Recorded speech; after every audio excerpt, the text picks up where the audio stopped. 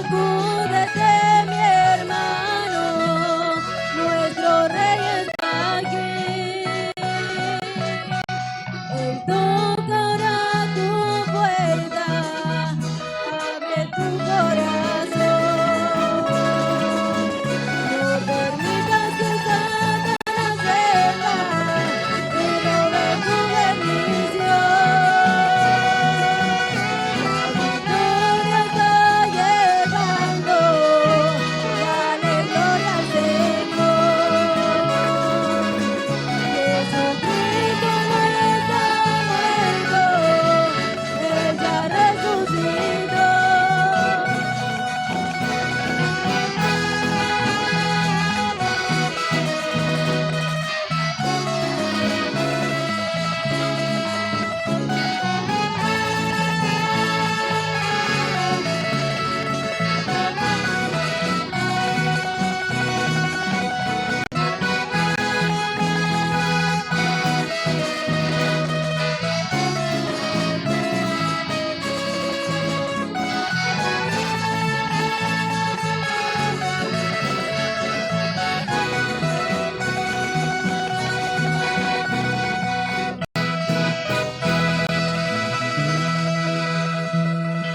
Dele toda la gloria, toda la honra, toda la alabanza, todo el imperio, toda la majestad, todo su cántico, todo su gemido, todo lo que puede darle al Señor en esta hora es libre de poder hacerlo. Vamos, elevemos nuestras manos, hermanos amados, y glorifiquemos a este Dios glorioso. Gloria a Dios, gloria a Dios, gloria a Dios. Gloria al Señor, el cual es digno de ser alabado, es digno de ser exaltado. Y esto es algo que jamás la iglesia del Señor debe olvidar. El único digno es Cristo, el único, el que merece toda honra, toda alabanza, toda gloria, imperio y majestad. Damos gracias al Señor por esta linda oportunidad que Él nos brinda de poder compartir en este día, un lindo día familiar, un lindo día donde, como decía nuestro hermano, nos hemos enfocado en poder buscar el rostro del Señor. Sin horario, sin tiempo, sin tecnología que nos roba el gozo muchas veces. Y esto es lindo poder expresarlo y también sentirlo, hermano amado.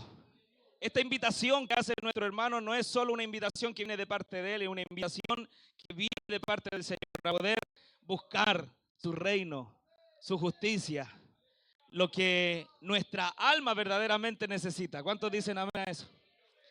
Y estoy agradecido del Señor por esta oportunidad. Saludo a todos los pastores, a todos los ministros del Señor, a nuestro pastor de casa, quien nos acoge y nos recibe en este lugar, y a todos los hermanos, a todas las hermanas, las mamitas. Oiga, meditaba en esto, es complicado para las madres muchas veces estar en estos lugares así, donde tienen que estar preocupados de los pequeños, de los niños que se caen, que lloran, que gritan. Y esto es una bendición. ¿Cuántas mamitas pueden decir amén? Porque en la casa del Señor aquí nos conviene estar. Y nuestros pequeños un día nos van a agradecer el hecho de tenerlos constantemente en los caminos del Señor.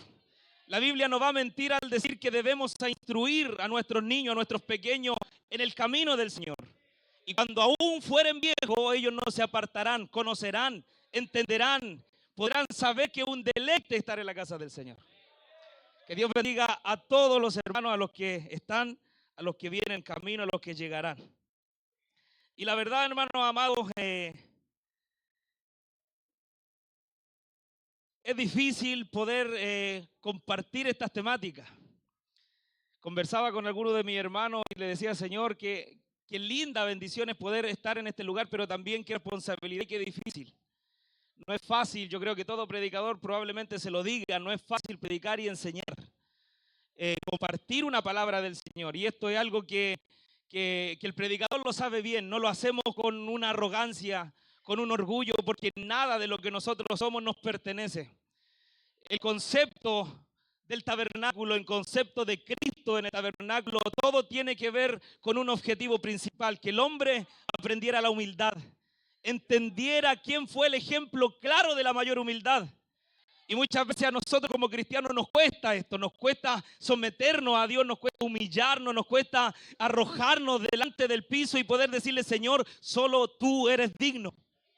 A veces el predicador viene con este pensamiento, traigo tanta cosa, tanta enseñanza, tanto misterio, tanta situación escondida que a lo mejor los hermanos no saben, pero si nosotros tenemos esta mentalidad, créame, hermano amado, que solo será teología, que solo serán palabras, pero nada de Dios habrá en estos mensajes.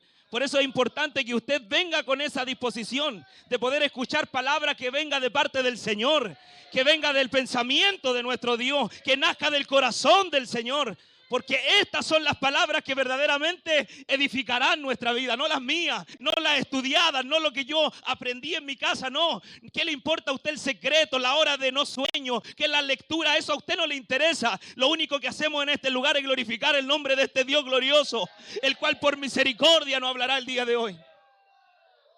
Bendito sea el nombre del Señor. La presencia del Señor está en este lugar, hermano.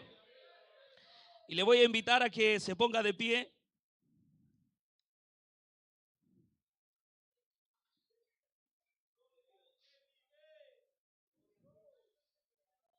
Meditaba mucho en esto, hermano amado, porque si hoy se repite mucho el concepto del yo.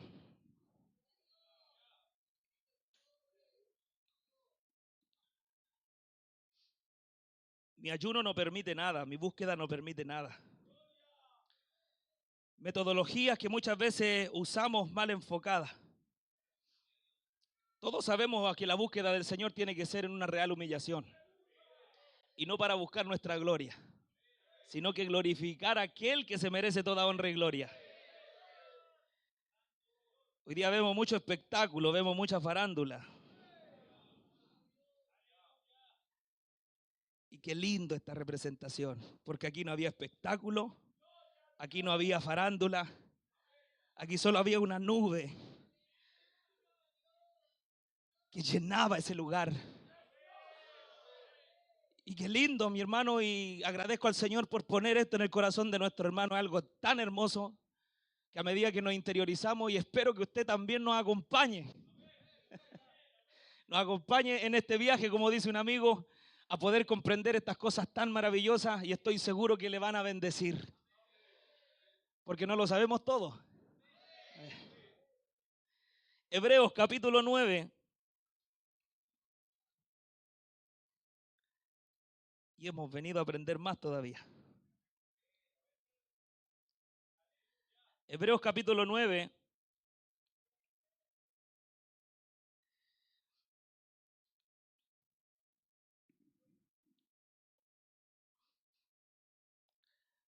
Usted se va a trasladar al versículo 6 y le vamos a dar lectura hasta el versículo 8. Probablemente este libro sea muy leído este fin de semana y qué bendición.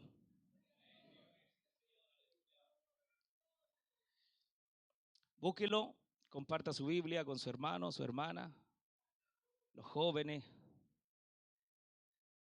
Todos seamos partícipes de la lectura.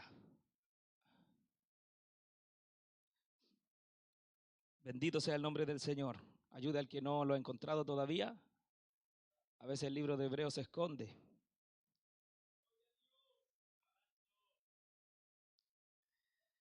Hebreos capítulo 9. Le damos lectura a la palabra del Señor desde el versículo 6 al 8 y lo haremos en el nombre poderoso de nuestro Dios, que es Padre, Hijo y Espíritu Santo. Dice, y así, dispuestas estas cosas, en la primera parte del tabernáculo entran los sacerdotes continuamente para cumplir los oficios del culto.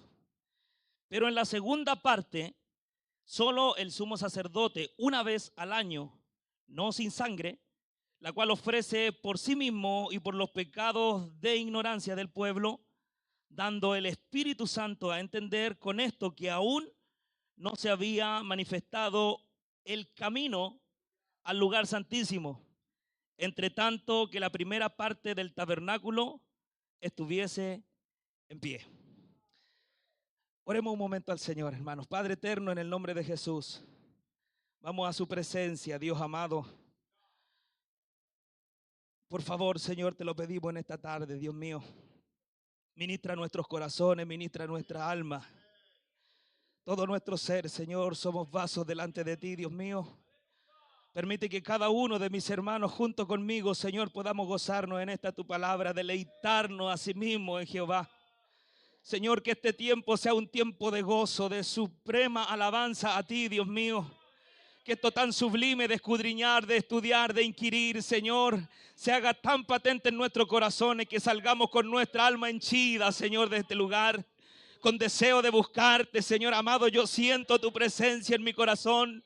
Sé que tú estás en medio de tu iglesia, de tu pueblo, Señor, donde hemos sacrificado tiempo, donde hemos sacrificado fin de semana, donde hemos sacrificado recursos, Señor amado, y nada de esto nos duele. Todo lo contrario, lo invertimos, Señor, en ti. Por eso en esta hora, prospera tu palabra, Dios mío, prospera tu enseñanza, prospera, Dios mío, en tu Espíritu Santo, todo lo que hablemos en este día, para la gloria, para la honra tuya, Señor. Por la calma en los pequeños, ayuda a las mamitas, Señor, ayuda a mis hermanos, ayuda a todos mis hermanos, Dios mío, a que puedan comprender. Dame, Señor, a mí esa facilidad de poder explicar, Dios amado, en un lenguaje sencillo para todo oidor, Dios mío, ese lenguaje usado por ti, Dios eterno, donde todos podían comprender y entender, Señor, lo que estaba hablando, y aun cuando eran misterios, tú se lo revelabas, Dios eterno. Gracias, Señor. Te ruego ahora tu bendición en el nombre poderoso de nuestro Dios, que es Padre, Hijo y Espíritu Santo. Amén, amén y amén. Demos la gloria al Señor. Gloria a Dios.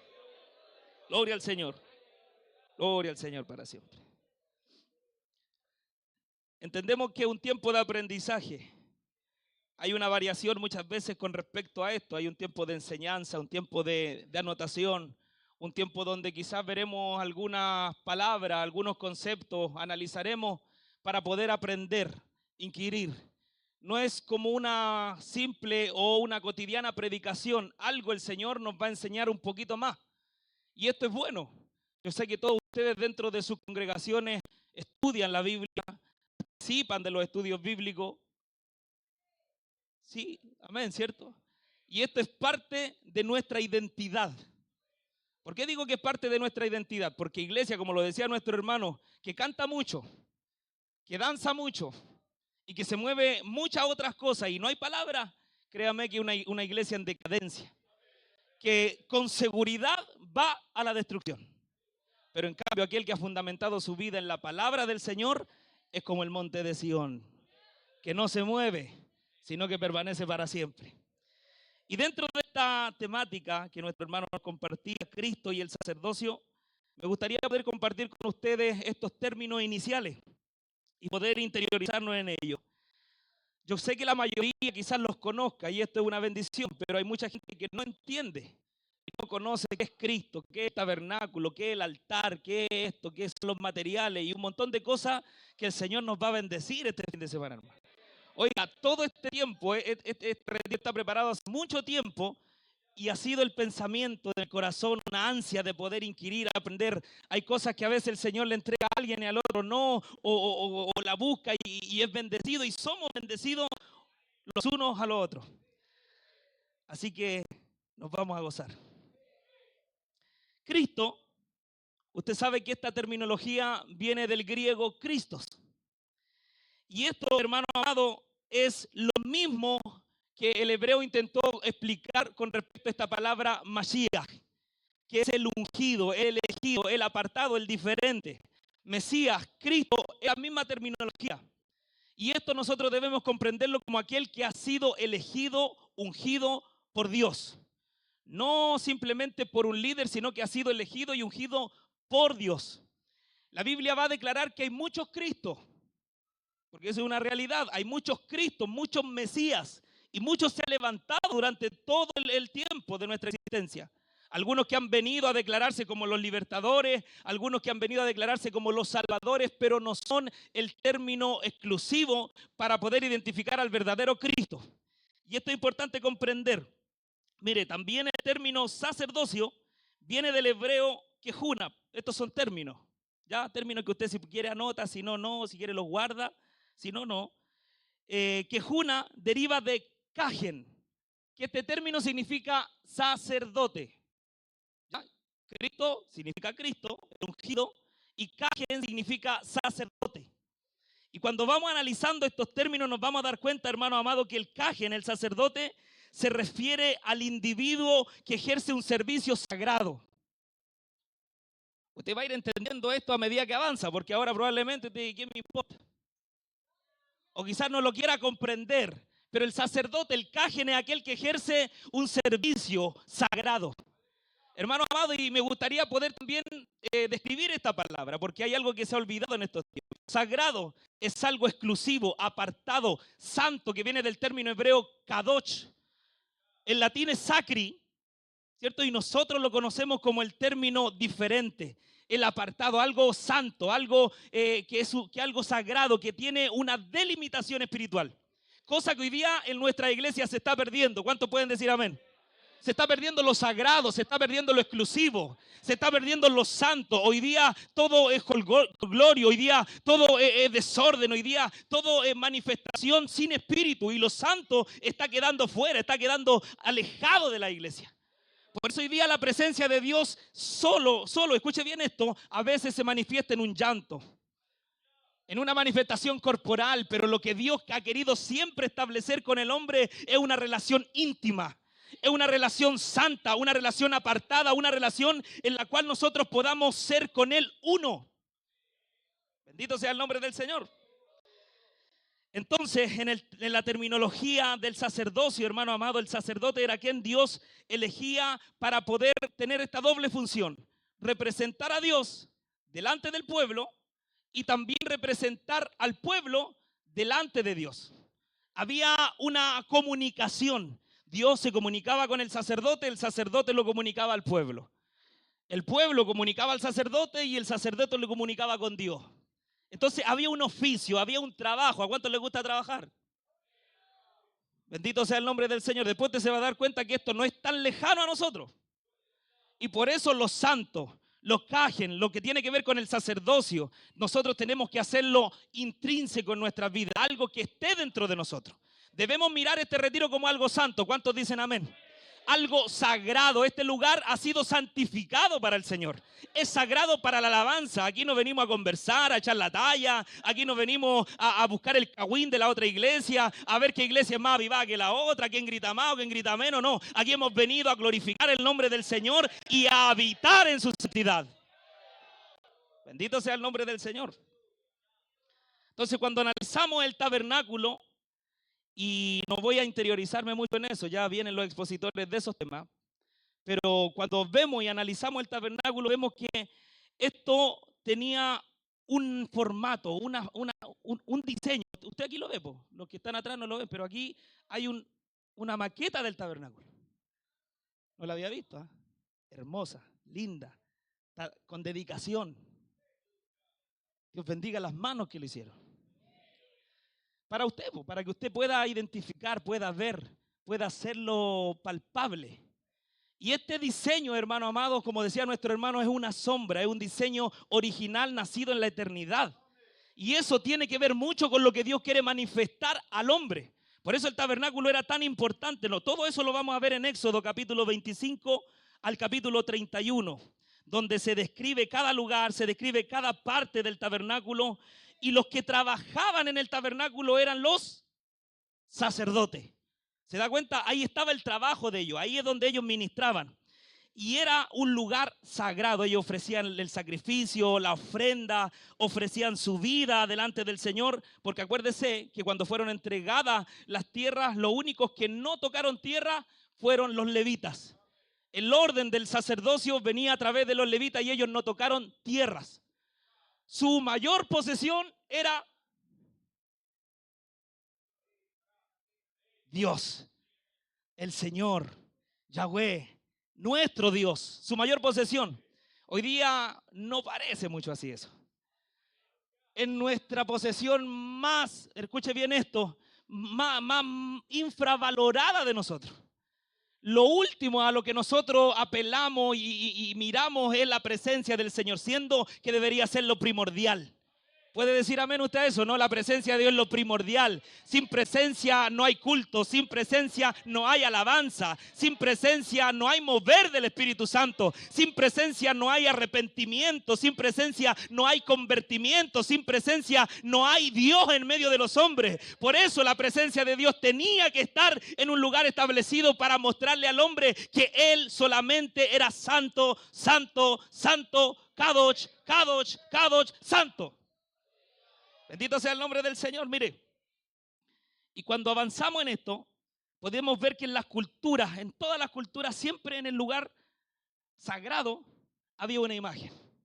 Todas las culturas muestran lo mismo, que en el lugar sagrado, usted hoy día puede ir a distintas culturas, incluso religiones de nuestra nación, va a entrar a sus templos y ¿qué va a ver? Imágenes. Ya sea la foto de alguien, la estatua de alguien, el retrato de alguien. Y qué pena, porque hoy día incluso dentro de la iglesia también hay retratos de los pastores adentro. Imágenes.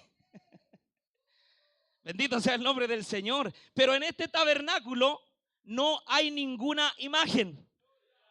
El dueño de la presencia, el dueño de Dios no tiene una imagen a la cual los hombres adoren. Y eso va a estar establecido en el Éxodo capítulo 20, en el mandamiento que usted y yo conocemos. Que dice: amarás al Señor tu Dios con todo tu corazón, con toda tu alma, con toda tu mente.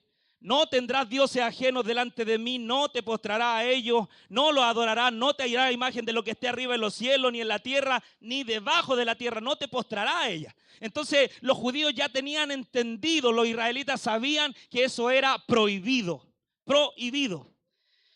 Por eso nosotros vamos a entender que esto tiene una razón de ser. No es que el Señor se le plació no tener una imagen que mostrar, sino esto tiene que ver con lo que el Señor estableció en Génesis capítulo 1, 26. Yo le voy a pedir que usted me acompañe a la escritura y pueda ocupar la Biblia. Yo sé que para eso la trajo.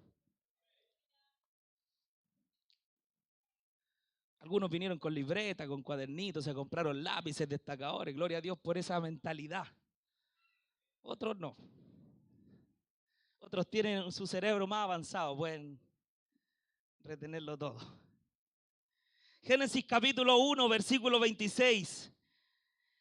Nosotros vamos a entender que el hombre, el ser humano, fue creado ¿a qué?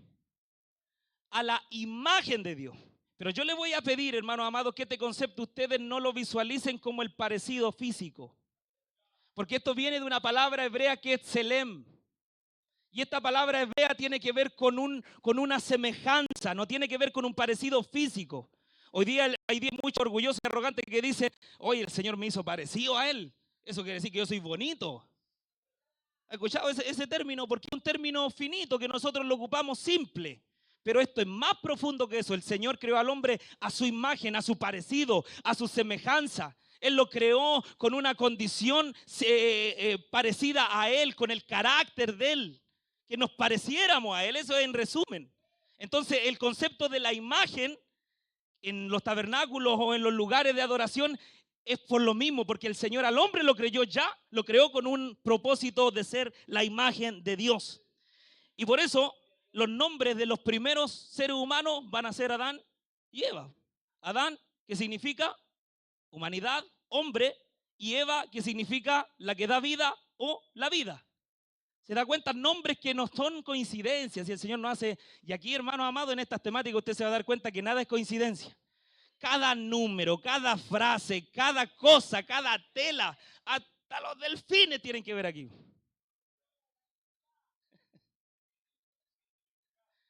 Y nos damos cuenta de que todo el Señor lo hizo con un propósito.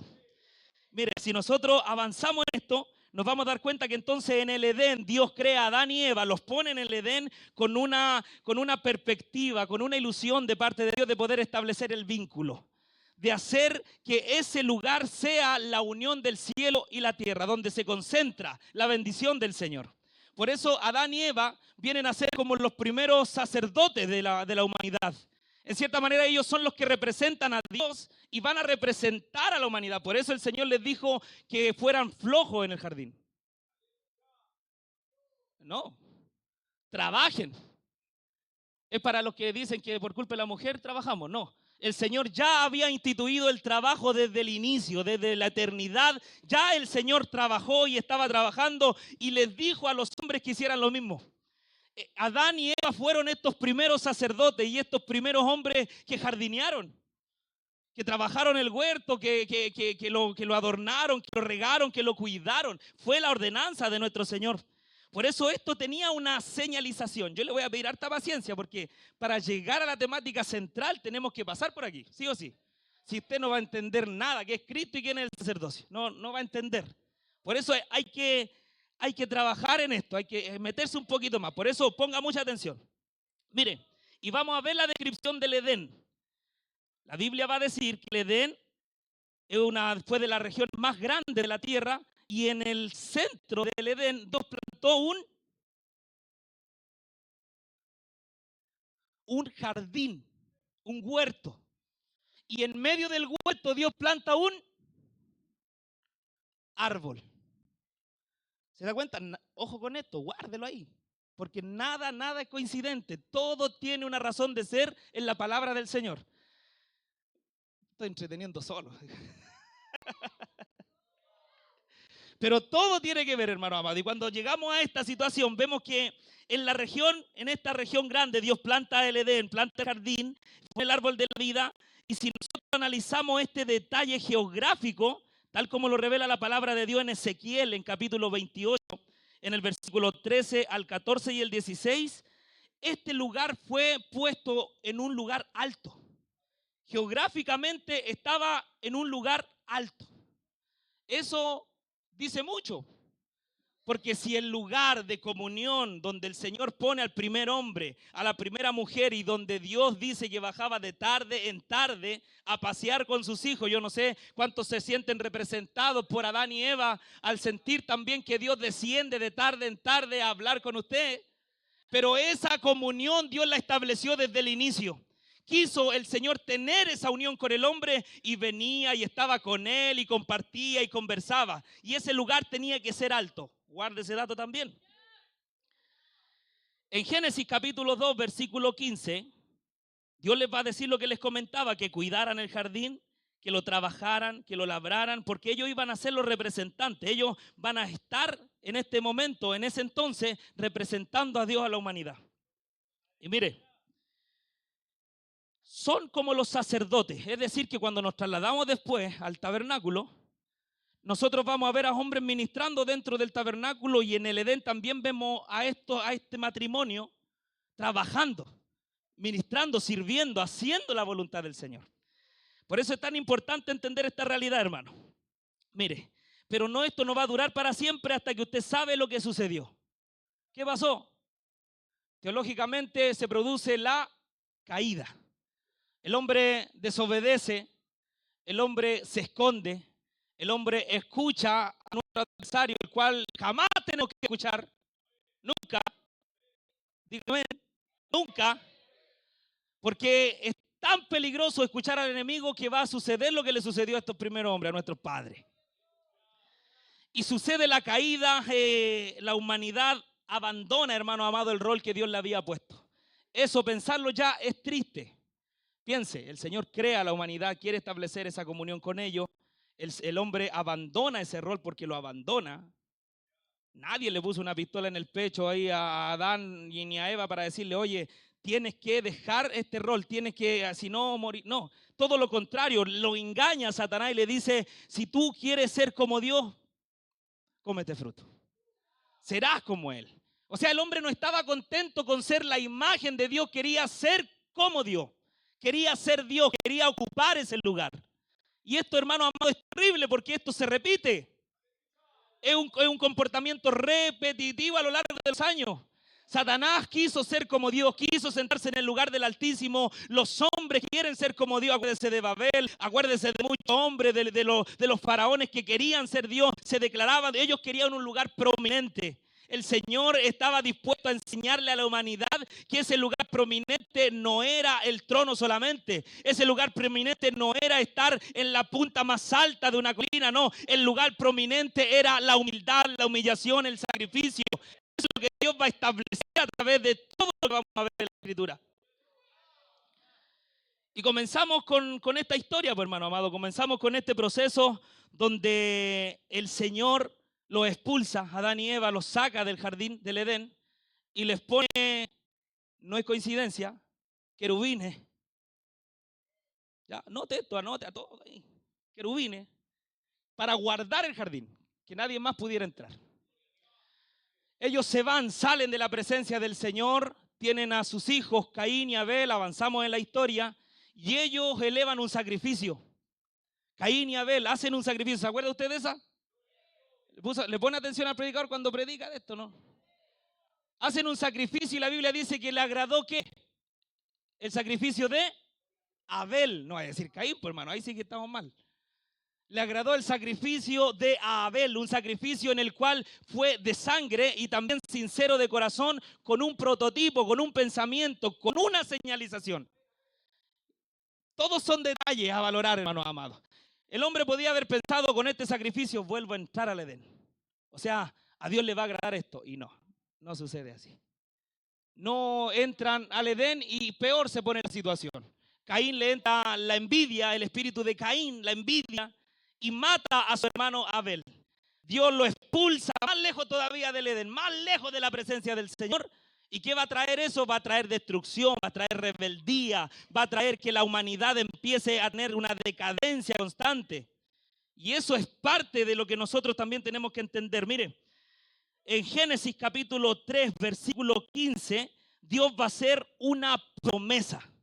Esto es importante, tómelo en cuenta. Dios dice que de Adán, un descendiente de Adán, va a herir la cabeza del engañador. Pero me gusta más como lo dice una de las traducciones nuevas. Dice que va a aplastar la cabeza del adversario. La aplastará. Ese término me gusta más, es más potente, ¿no? Es como algo más glorioso.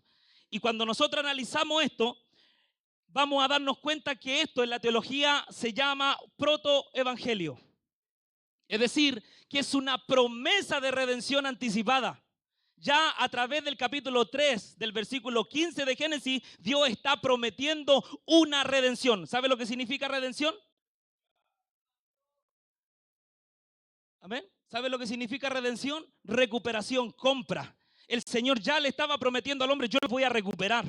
Yo voy a hacer todo lo posible para volver a establecer esa comunión con ustedes. El hombre no estará caído para siempre. El hombre no estará lejos de la presencia de Dios para siempre. En algún punto se va a volver a unir. En algún punto el Señor va a volver a establecer esa comunión. Gloria al Señor. Y esa promesa, el protoevangelio, es lo que va a relatar toda la escritura. El momento de cómo Dios y todas las cosas que Él hace solamente para encontrarse contigo. Hermano, vamos a ver la historia de Abraham. Vemos cómo a Abraham se le hace una promesa.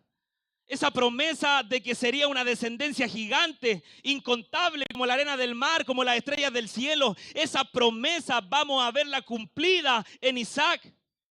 Cuando este joven nace y sin no mencionar lo que sucede antes, porque acuérdense que Abraham también tuvo dudas, ¿sí? Todos hablamos de Abraham como el padre de la fe, pero si no, ese hubiese sido el prototipo del sacerdote perfecto. Y no, se equivocó, falló. ¿Se acuerda cuando mintió en 2 ocasiones con respecto a Sara? ¿Qué le dijo? No, mi hermana. No confiando en Dios, no confiando en la promesa del Señor, es mi hermana. Usted conoce la historia, no tengo que indagar más allá. Pero cuando vemos y analizamos esto, nos damos cuenta que el hombre siempre va a estar cayendo. En cada generación siempre hay un error, siempre hay una falla. Y Dios constantemente levanta uno y también falla, y levanta otro y falla. Y de alguna forma vemos que no hay ese prototipo que Dios inició al principio como un sacerdocio real, como un sacerdocio puro, como un sacerdocio santo, como un sacerdocio dedicado. Va a llegar Isaac, va a ser el padre de las 12 de Jacob, va a ser el padre de las 12 tribus de Israel. Va a llegar esta situación y nadie podía cumplir con la misión del sacerdote verdadero. Nadie. Bendito sea el nombre del Señor. Por eso los humanos, hermanos amados, necesitaban con urgencia un sacerdote que los rescatara. Y cuando llegamos a la promesa de Abraham, nos damos cuenta de lo siguiente. En Génesis capítulo 14, versículo 18 al 20, nos vamos a dar cuenta que aquí sucede algo que también tiene que anotarlo. Oiga, dijeron que no había tiempo, ¿eh?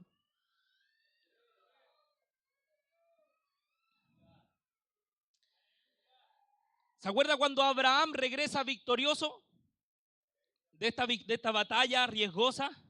Y la Biblia dice que pasa por un lugar. Y el rey de ese lugar sale a saludarlo. ¿Usted sabe quién es? ¿Quién es? Melquisedec. Y este hombre tiene una particularidad. Anótelo. Es rey y sacerdote del mismo Dios que sirve a Abraham. Nosotros al ver la historia vemos que Abraham es el prominente, pues el nombrado de la Biblia, decimos, ¿quién va a ser mayor que Abraham? El padre de la fe. Pero vemos que Abraham pasa por esa ciudad y no solo con el saludo, dice la Biblia que le entrega la 10ª parte de lo que tiene. El diezmo. Eso que algunos odian tanto hoy día. Gloria, es verdad. Bueno, amén ahí. Le entrega el diezmo, de la 10ª parte de todo lo que posee a Melquisedec. Oiga, y esto es importante porque el diezmo siempre fue una representación de agradecimiento, de gratitud, pero por sobre todo de reconocer a uno mayor. Por eso usted diezma. Porque reconoce al mayor y no está viendo al pastor solamente en su diezmo, usted está mirando mucho más allá. Usted en su diezmo ve a Dios, ve al que le dio la vida, al que le dio la salud, al que le dio el trabajo, al que le da a sus hijos, al que le da el sustento, al que le provee. Usted está mirando, observando eso y le está diciendo, Señor, discúlpame lo poco, el 10% es poquito, pero te lo quiero entregar a ti. Poquito el 10%. Poquito. Escuché el amén. Podríamos pensar entonces que a lo mejor este hombre es importante dentro de la historia. Pero la Biblia va a declarar que este hombre es un misterio, así que lo vamos a ver un poquito más adelante. Y cuando llegamos, hermanos amados, a la continuación de la historia, mire, vemos a Isaac como esa promesa gloriosa de la descendencia. Y Dios, a través de este hijo, va a generar otra promesa. Porque va a decir a Abraham, Abraham, tu hijo lo quiero de vuelta. Imagínese, usted conoce la historia de Abraham, no tengo que indagar ahí, pues cierto. Usted conoce que eran viejos, que Sara era estéril, avanzada edad, ya no tenían cómo hacerlo. Y Dios le dice, yo te voy a dar descendencia. El único que era dueño de todo hasta ese momento era Eliezer, pues este siervo, este esclavo. Pero Dios le da una descendencia y cuando se la da, crece y el Señor le dice, regrésela. Es como ese amado, ese hijo que usted idolatra, el Señor se lo pida de regreso. Porque, oiga, es malo idolatrar a los hijos. Los hijos son del Señor, ¿cuántos dicen amén? No son nuestros santitos, no son nuestros motivos de adoración, no. Son nuestros hijos que el Señor nos ha prestado y son de Él para la alabanza, para el templo, para ministrar. Son de Él, que hagan lo que sea en la casa del Señor ahí. Bendito sea el nombre del Señor. Paso el dato para los papitos porque a veces los hijos se vuelven intocables, su ídolo. Nadie toca a mis hijos. Bueno, el Señor le dijo a Abraham, dame a tu hijo. Difícil para un padre poder tomar esta decisión. Y aquí también hay detalles lindos. Yo sé que toda la cristología de Isaac usted la sabe, toda. Sobre todo los de aquí de Misión Cabrero. ¿Cierto? Toda la cristología ustedes se la saben de Isaac. Amén. Que cargue su maderita él, ¿cierto? Que la lleve a la colina, al monte. Todo eso tiene un símbolo, una señalización. ¿Cierto? Que él mismo sea el sacrificio. Toda esa tipología usted ya la conoce. Y resulta que cuando va a suceder ese momento, el Señor le dice, no, yo te proveeré. Y aparece milagrosamente, y yo digo milagrosamente porque el único que hace tremendos milagros así es Dios, ¿cuántos dicen amén? Aparece un cabrito. Y ese cabrito era la provisión de Dios. Bendito sea el nombre del Señor. El sustituto. Término también importante para entender todo esto. ¿Está aquí? Yo le voy a hacer preguntas a algunos después, ¿eh? Sobre todo a los de la iglesia de nosotros. Ese sustituto fue proveído por Dios. Por eso la montaña que se llamaba Moriah va a tener, en lugar de ese sacrificio, va a tener un nombre. Y aquí es donde se detiene la historia, hermano mío. Y quiero que note este detalle importantísimo. Porque aquí el escritor del libro de Génesis nos va a decir el nombre del lugar como algo, como cualquier cosa. No va a decir donde el Señor proveyó, no. Va a decir,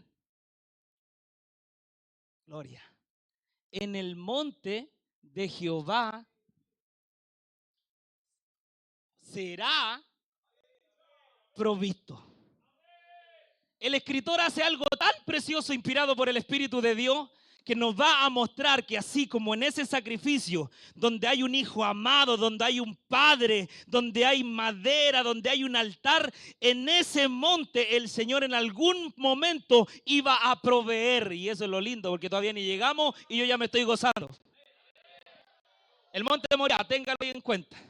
Detalle, el monte donde se encontró Melquisedec con Abraham se llamaba también.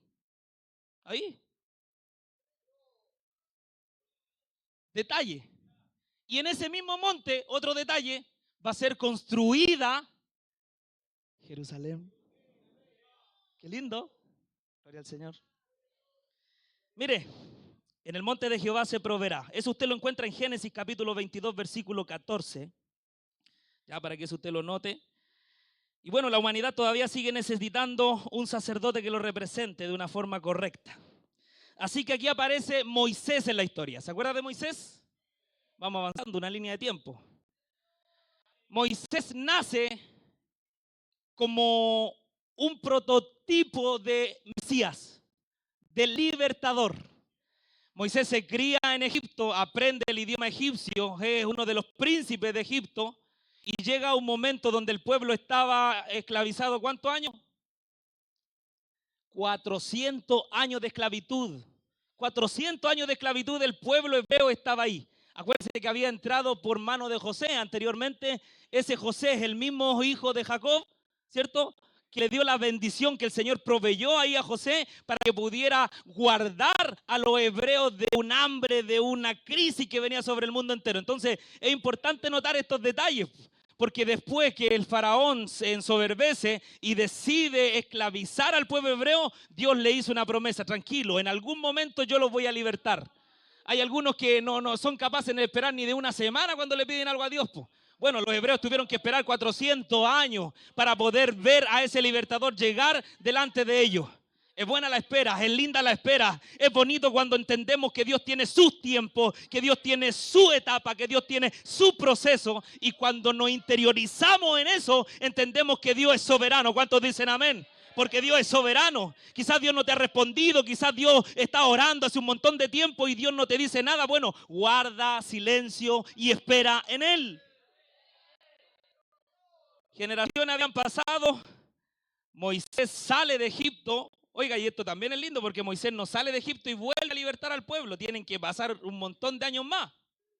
Donde Moisés es preparado, ¿cierto? ¿Dónde es preparado? Ahí como pastor de ovejas en el desierto, las ovejas de su suegro Jetro. Es diseñado para ser humilde, igual que nosotros.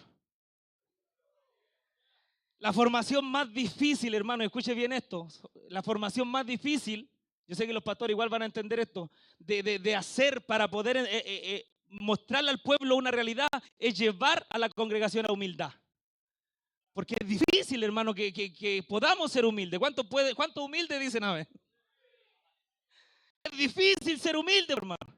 Si cantaste una alabanza linda al tiro, querés que el pastor te reconozca. Oye, ese jefe coro, ese.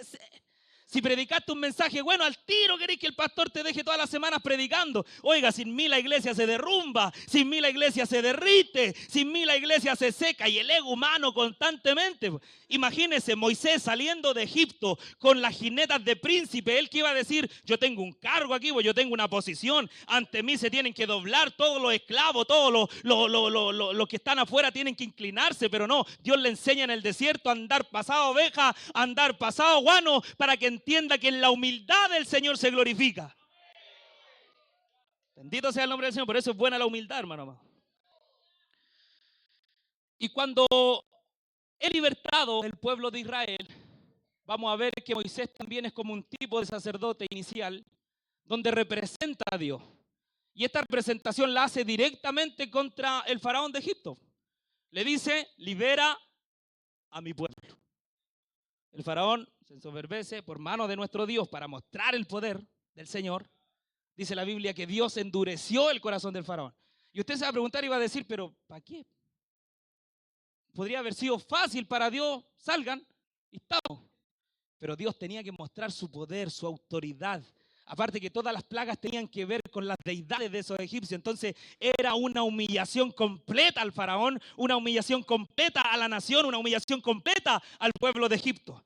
El Dios de Israel era más grande que todas sus ranas, que todas sus moscas, que toda su idolatría, que todas sus cosas. El Dios de Israel era soberano, era potente, era glorioso. El Dios de Israel era incomparable. El Dios de Israel era supremo. Por eso él tenía que mostrar esto para que el hombre también creyera, para que el pueblo de Israel dijera, verdaderamente sí, este es el Dios de nosotros, el Dios incomparable, el Dios del inicio, el Dios de la eternidad, el Dios de la creación. Moisés no viene mandado por cualquiera, viene enviado de nuestro Dios. Vamos nomás, dijeron. Entonces Moisés va a representar, llegan, no me voy a meter al Mar Rojo porque todos saben lo que pasa ahí también. Pues ahí el pueblo al tiro dudando, al tiro. Salen con tremenda mano poderosa y al tiro al mar. Para eso nos trajiste para acá. Porque el hombre es así, siempre está mirando lo malo. El Señor le provee todo el mes el alimento, pero un día que no tuvo chancho con queso, reclama. Un día, y todos los otros días tuvo chanchito con queso y además le echó palta el patú y reclama. No, estoy malo hoy día, hermano, porque hoy día comí pan con mantequilla. No. Gloria al Señor. Yo le digo, usted tiene mantequilla. Hay gente que tiene pan pelado. Y peor, hay gente que no tiene ni pan. Entonces vamos a dar gracias hoy día por lo que el Señor nos dé. No vaya a estar esperando el tremendo becerro en su plato, hermano. No, ¿ah? Oh, ¿qué van a servir hoy? Qué raro, todo pagado el alimento. Capaz que me dé un huevo duro. No, Señor. Nos falta el que se trajo ahí, ¿sabes? Su cordero. Entonces Moisés va a ser representante. Y van a llegar a un desierto, específicamente al monte Sinaí. ¿Usted sabe lo que significa ese monte? Har Ha Elohim. En hebreo. Que significa el monte de Dios. El monte del omnipotente. El monte del todopoderoso, porque la palabra Elohim tiene una descripción gloriosa, hermano. No es solamente Dios, no. Es algo potente, todopoderoso, sublime, incomparable, el majestuoso, el eterno. Todos los nombres poderosos que se le vengan a la mente están descritos en la palabra Elohim, uno entre otros. El Señor Dios todopoderoso, el que era, el que es y el que ha de venir. ¿Cuántos dicen amén? Y mire, busquen su Biblia, Éxodo capítulo 19, versículos 5 y 6. Y yo le voy a invitar a que leamos este texto. Bendito el Señor. Todavía no llego ni a la cuarta parte. Éxodo capítulo 19, versículo 5 al 6. ¿Está ahí? Mire lo que dice. Ahora pues, si diereis oído a mi voz y guardareis mi pacto, vosotros seréis mi especial tesoro sobre todos los pueblos, porque mía es toda la tierra. Y mire el versículo 6. Y vosotros me seréis un reino ¿de qué? De sacerdotes y gente. Ay, qué lindo. Estas son las palabras que dirás a los hijos de Israel. Aquí Dios le hace una tremenda invitación al pueblo.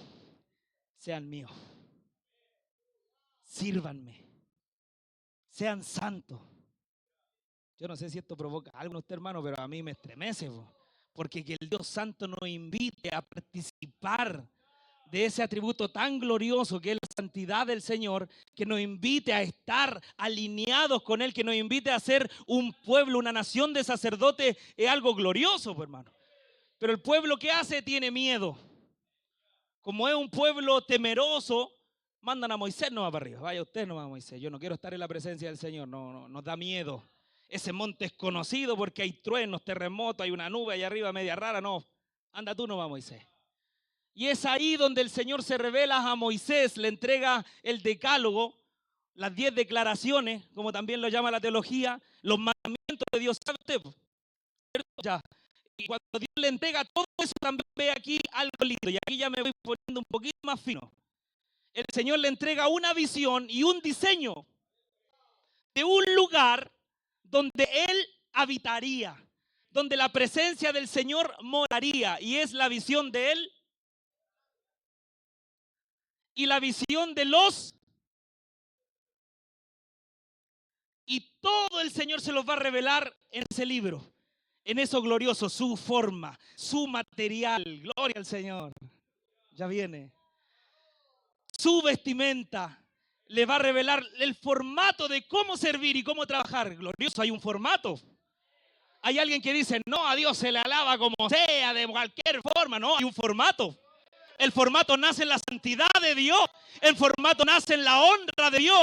El formato nace en el cielo. No es aquí con cualquier locura. No es con cualquier cosa. No es con todo lo que el hombre se le ocurra. No, no tiene nada que ver el Salmo 150 con la santidad de Dios para la alabanza de su nombre. Hay un formato, hay un diseño que Dios estableció en la eternidad, traspasándoselo al hombre para que el hombre entienda que donde quiera que esté Dios es un lugar santo. Este lugar es santo. Los altares del Señor son santos. Los que cantan y entonan una alabanza son gente santa. Ay, gloria al Señor. Por eso hoy día da tanta pena, da tanta tristeza, hermano amado, como gente se ha olvidado de este atributo de Dios, se ha olvidado de la santidad. Gente fornicaria, adúltera, tomando una guitarra, alabando a Dios. Gente con dobles vidas, tomando el altar del Señor, elevando sacrificio. No hay santidad, no hay gloria en aquello, hay burla.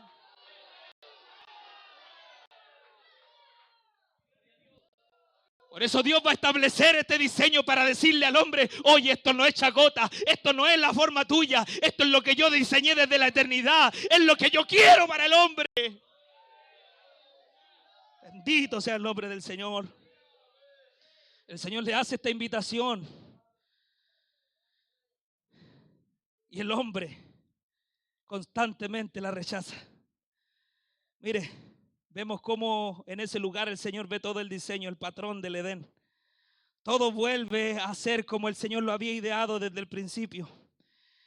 Y esas vestiduras sacerdotales que son las que aparecen en Éxodo capítulo 28, versículo 2, van a ser para dos cosas. Para honra y hermosura.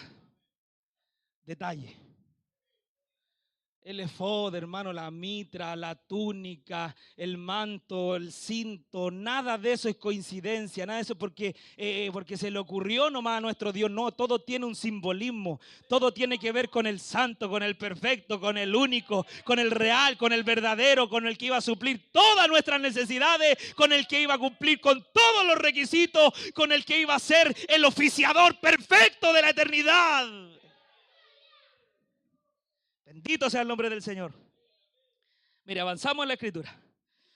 Mientras Moisés está recibiendo todo esto, abajo,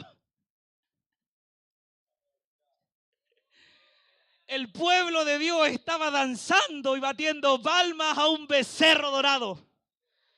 Y adivine quién el que estaba guiando todo esto. Aarón. Y resulta que Dios en la montaña le dice a Moisés, Aarón va a ser el sumo sacerdote. Y toda su familia van a ser los sacerdotes. Un orden aarónico. Él. Sí, él. El que está abajo adorando a otros dioses. Está incumpliendo el mandamiento del Señor ya el hombre que pensamos que podía ser el sacerdote real. El hombre que estaba destinado por Dios para ser el sumo sacerdote ya estaba equivocándose.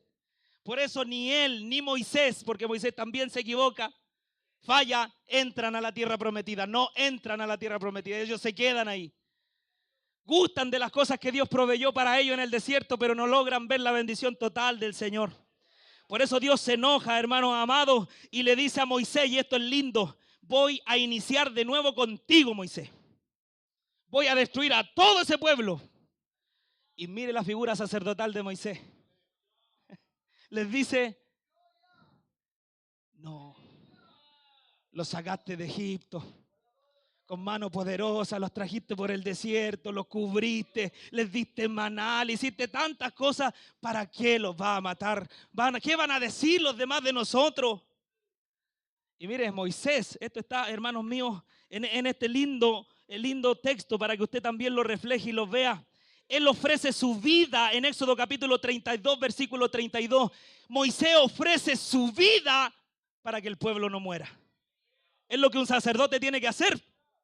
El trabajo del sacerdote, gloria al Señor. Yo me voy a gozar, hermano, cuando lleguemos al punto de esto, porque si hay algo que nosotros hemos dejado de ser,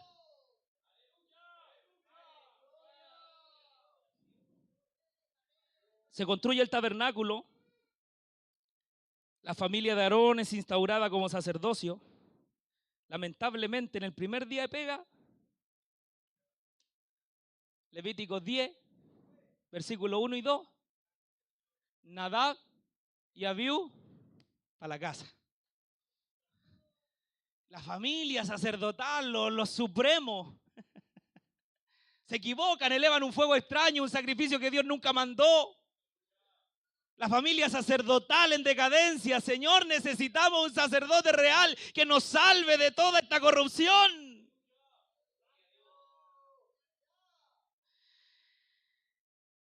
Podría haber sido Moisés, pero no, se equivocó. Llegamos, avanzamos en la historia y llegamos a un tiempo donde los sacerdotes estaban siendo totalmente corruptos, como hoy. Sí, como hoy. Hombres corruptos, amadores de sí mismos, avaros, vanagloriosos, engañadores, que lo único que buscan es su propio bien y no el bien de la obra del Señor.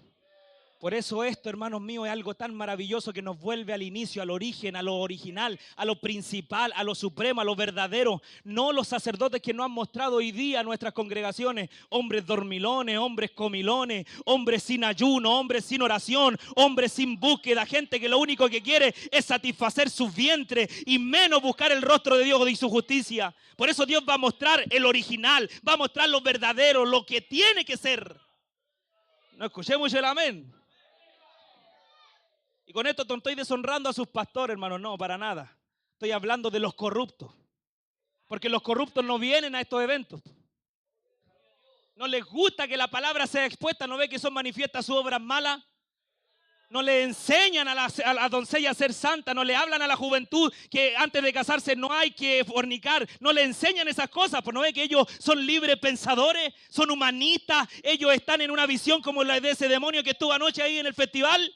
Tienen una visión libre, amplia, que han corrompido el altar de Dios, que han corrompido el evangelio de Cristo, que le han abierto la puerta al diablo. Pero hay una iglesia que sigue adorando a un Dios santo, a un Dios verdadero, a un Dios glorioso, a un Dios supremo, a un Dios verdadero y real que habita en medio de los hombres.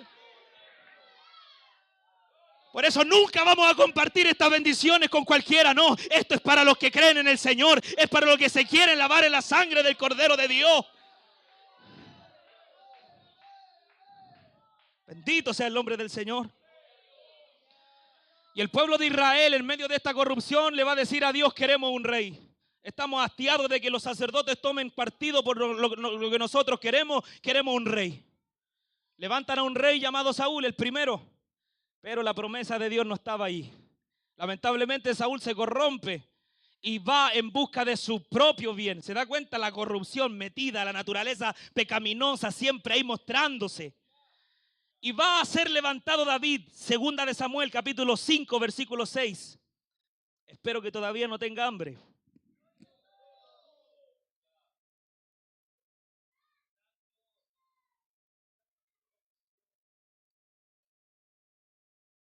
El punto principal de este texto, cuando el rey David, hermanos amados, es elegido por nuestro Señor, es que esto va a generar, hermanos amados, algo tremendamente hermoso en nuestra visión de lo que Dios ya tenía prometido para el hombre.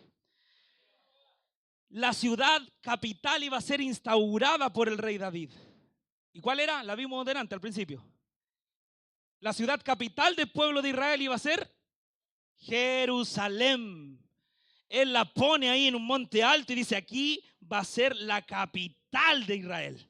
Este va a ser el lugar donde ya Dios había puesto en el corazón de David un lugar diferente, un lugar que no era trasladable, un lugar que iba a ser permanente. Qué glorioso, hermano mío, como Dios ya estaba estableciendo un diseño, como Dios ya estaba estableciendo algo que iba a ser permanente para los hombres y para todos nosotros. De una tienda, de un tabernáculo, de un arca, el Señor iba a pasar a establecerse en un lugar físico permanente con muro y el Shekinah, la presencia de Dios en medio de ese lugar. Bendito sea el nombre del Señor. Ese monte fue el mismo que nosotros habíamos visto, el monte donde Abraham fue visitado por Melquisedec, donde fue saludado y donde se proveyó el sacrificio sustituto del Señor. Y mire, en segunda de Samuel, en el capítulo 6, en el versículo 14, vaya allá. Quizás no lo leemos textualmente, pero usted lo lea. Y comprueba también que lo que estoy diciendo yo es verdad. O sea, tiene que ser siempre como los de Berea, siempre. Porque eso también sucede hoy. Inventamos versículos y nunca estuvo ahí. Aunque yo no soy muy bueno para la retención de versículos, se lo digo. Me identifico más con el escritor de Hebreo. En cierta parte dice, alguien escribió, está escrito por ahí. Con ese me represento un poquito más yo, que a veces se me olvida el texto dónde está, pero sé que está escrito por ahí y el Espíritu me lo trae y lo puedo decir. Y en esta situación, en segunda de Samuel, en el capítulo 6, en el versículo 14, cuando se va trasladando el tabernáculo hacia el monte, ahí en que iba a ser Jerusalén, mire lo que sucede. Dice la Biblia que David se pone a danzar.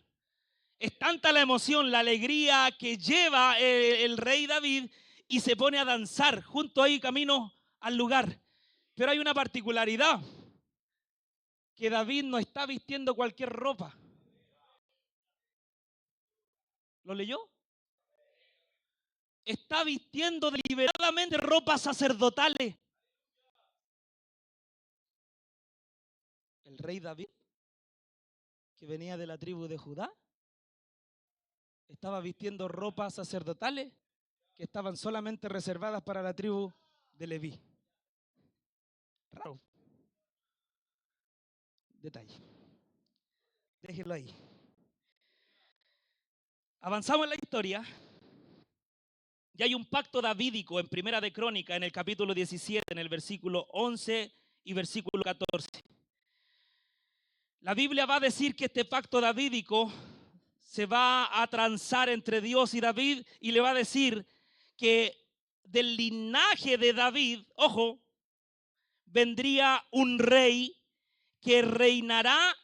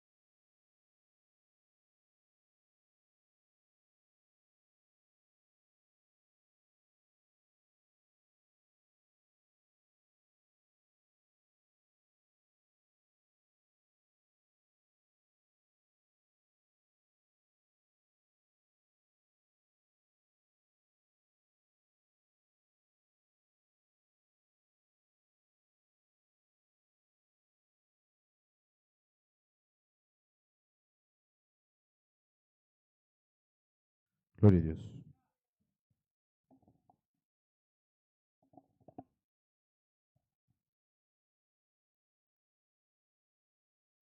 El Salmo 110 va a decir lo siguiente, hermano amado. Mire, en el versículo 4 vamos a dar ese texto. Juró Jehová. Y cuando jura Jehová, no se arrepentirá. Tú eres sacerdote para siempre según el orden de Melquisedec. David diciendo esto, hermano amado, es algo glorioso.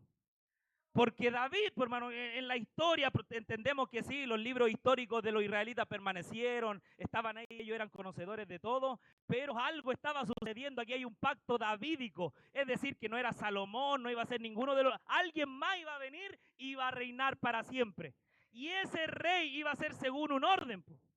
Gloria al Señor, guarde ese dato igual. Es como un patrón, algo se está dando aquí. Yo me estoy gozando con alguno. Dice la escritura que David se va a equivocar, va a fallar. ¿Se acuerda del pecado de David? No solo el de adulterio. Hay un pecado que también enoja mucho a nuestro Dios. Ese es un pecado que nosotros hoy día también practicamos. ¿Sabe cuál? La duda. David dice que censó al pueblo cuando Dios le dijo que con los que fuera iba a ganar. Pero David dijo, cuéntenmelo. Es como cuando el pastor da la orden de ir a predicar, hágame un catastro de cuántos vamos. ¿Qué importa cuántos vamos?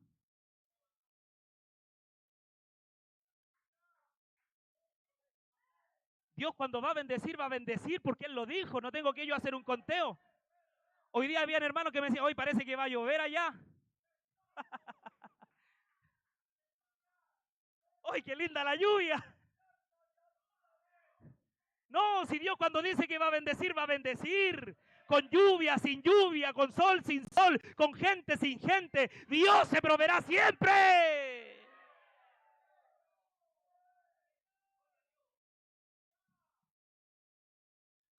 Y mire, cuando David se equivoca, recibe la corrección de parte de nuestro Señor, David también hace el mismo patrón. En 2 de Samuel capítulo 24, versículo 17, ofrece su vida. Ofrece su vida en lugar del pueblo. Es un patrón que se está dando ahí constantemente. Todo va a llevar a un prospecto. Y mire, todo iba apuntando a algo.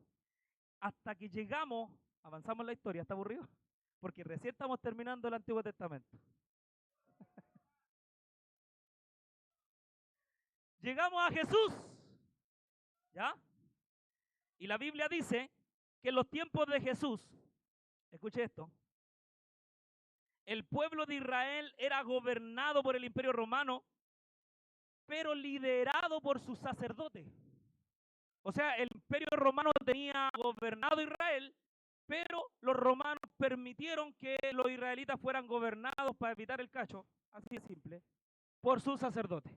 Arreglen ustedes ahí las cosas con el pueblo, ustedes después nos rinden cuenta, nos dan las platitas, el tributo, todo, nosotros felices, ustedes vean ahí. Pero los sacerdotes, tomen, como algunos.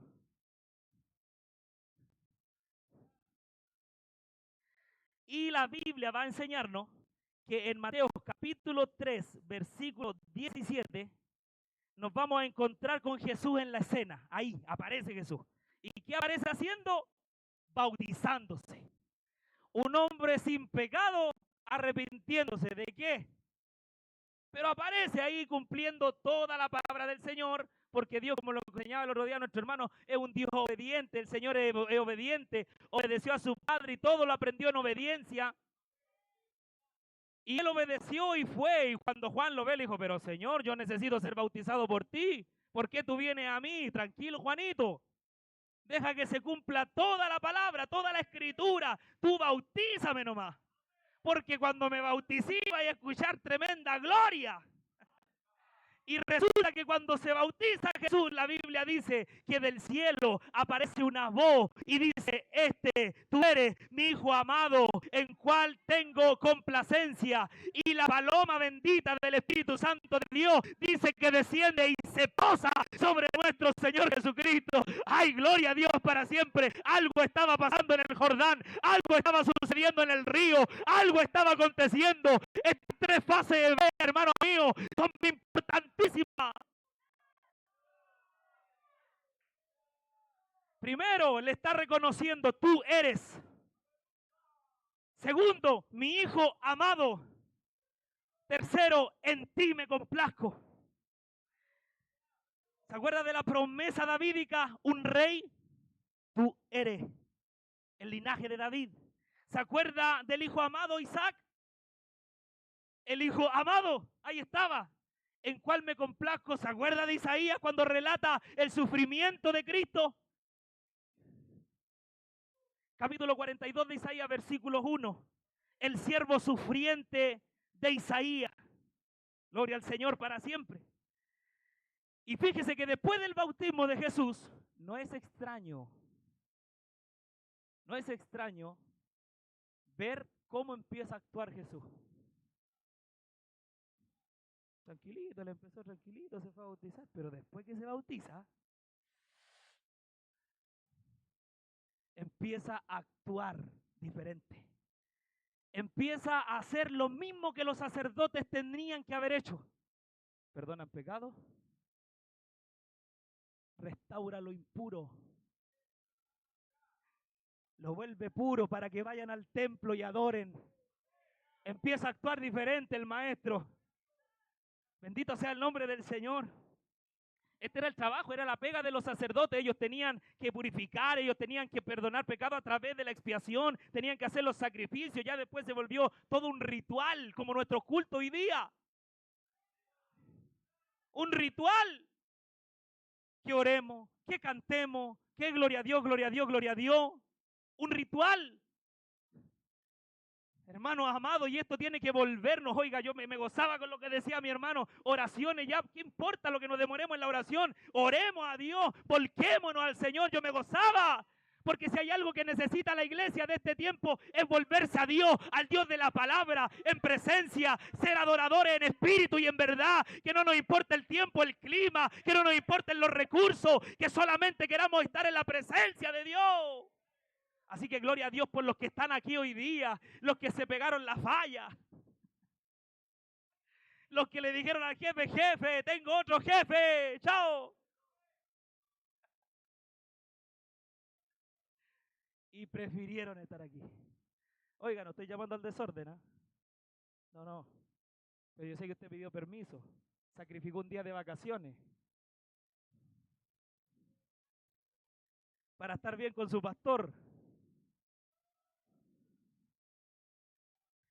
Oiga, y lo que lamentablemente sucede aquí, que los fariseos empiezan a arder.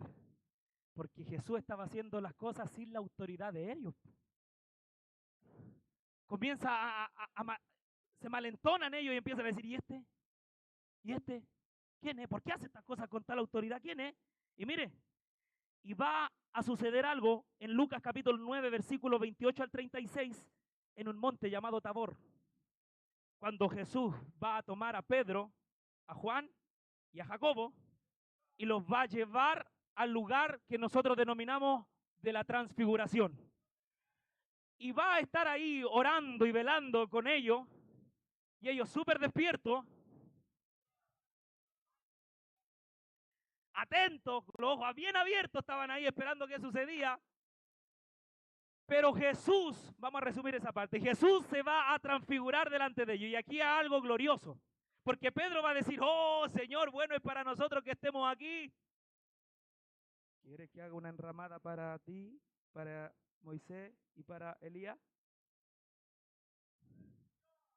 La nube se movió, empezó a salir una voz dentro. Yo no sé cómo era la voz, hermano, ni la pienso imitar tampoco porque no tengo idea cómo fue, pero lo único que sé que dijo, este es mi hijo amado, a él oíd.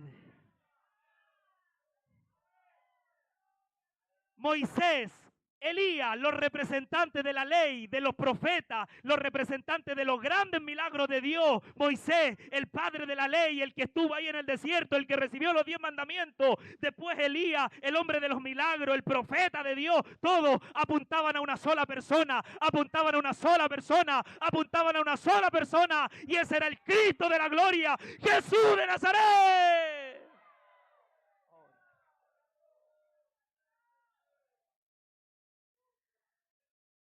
¿Quién? Ramán y 8 cuartos. A Cristo. Jesús después de esto se dirige a Jerusalén, sabiendo lo que le iba a suceder allá. Y vemos que en el capítulo 19, en el versículo 45 al 48 de Lucas, va a desafiar la autoridad de los sacerdotes del momento. Jesús limpiando, purificando el templo, trastornó las vendas, entró Jesús, sacó todo el comercio, las mesas de los cambistas, las dio vuelta, mejor las correas y ¡pah! Había un nuevo sacerdote a cargo. Alguien estaba haciendo lo que tenía que hacer el sacerdocio. Él miró y observó qué pasa aquí. Aquí hay puro comercio, aquí hay pura comida, aquí en lugar de la alabanza y de la oración hay puro sueño.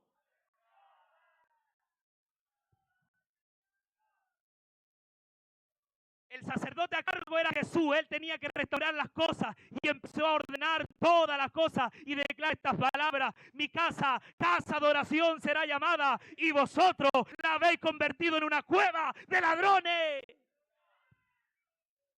Imagínense cómo estaban esos fariseos y sacerdotes de ese tiempo. Igual que usted cuando el pastor le dice: ya, pues hermano, alaba a Dios. Levanta tu manito, voy, el Señor te sanó de cáncer, estaba ahí en la droga, en el alcohol. Por último, di un amén. Y a usted le da rabia con su pastor y dice: ¿qué?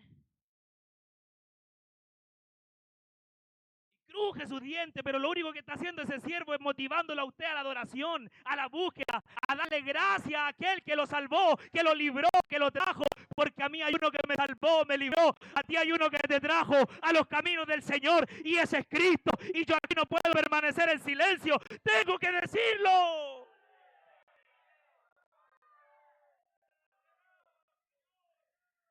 Y mire, qué lindo, hermano. En Mateo capítulo 22, versículo 41, vaya para allá, aunque no la veamos, pero igual mueva las manos para que... Jesús le va a preguntar a los fariseos una pregunta muy importante. No, Nehemías, muy importante. Le va a decir lo siguiente. Mateo 22, 41. ¿Qué pensáis del Cristo? ¿De quién es hijo? A los sabios, a los doctos, a los que entendían. Y ellos respondieron: de David. Entonces Jesús les va a citar el Salmo 110 de nuevo. Y le va a decir entonces cómo. ¿Cómo David dijo el Señor a mi Señor? ¿Cómo? ¿Cómo David llamó a alguien más Señor si el Cristo tenía que venir como hijo de David? El Señor le estaba diciendo: oiga, entiendan ustedes que han leído no sé cuántas veces el Salmo, entiendan quién es el que le está diciendo estas cosas, entiendan. El Señor dijo a mi Señor: siéntate a mi diestra hasta que ponga a tu enemigo bajo tus pies. ¿Quién es, pues? No es el hijo de David simplemente, era el que creó a David, pero no entendían nada igual que nosotros.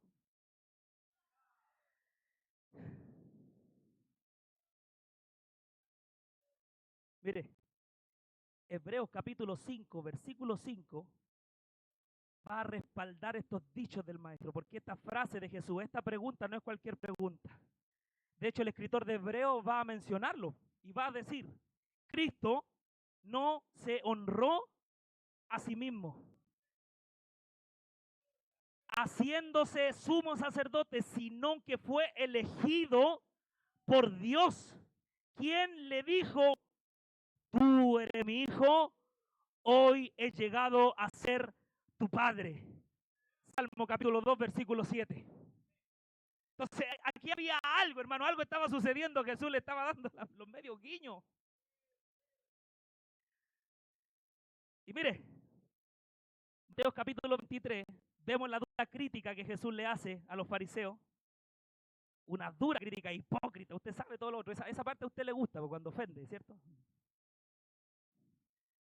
Reciben una serie de críticas, hipócritas, sepulcros blanqueados, ustedes que no entran al reino ni dejan que los demás entren, ustedes que tienen olor a sepulcro. Tremendo. Y Caifás le va a preguntar a Jesús, porque todo esto llevó a que lo interrogaran. Y Caifás le pregunta directamente y le dice, ¿eres tú el Cristo? Mire, Mateo capítulo 26, vaya. Versículos 63 al 65.